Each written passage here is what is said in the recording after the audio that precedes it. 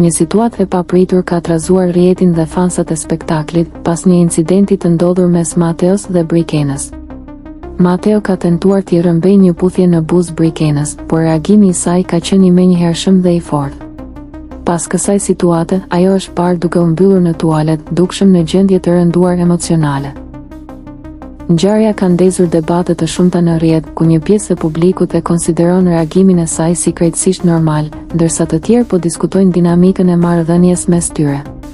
Ndërkohë, familjarë të Brikenës kanë reaguar publikisht duke theksuar se situata nuk duhet dramatizuar dhe se gjithçka ka ndodhur nën presionin e kamerave dhe emocioneve të momentit. Ata gjithashtu kanë sqaruar se Mateo nuk ka qenë i dhunshëm, duke kërkuar më shumë mirëkuptim nga publiku.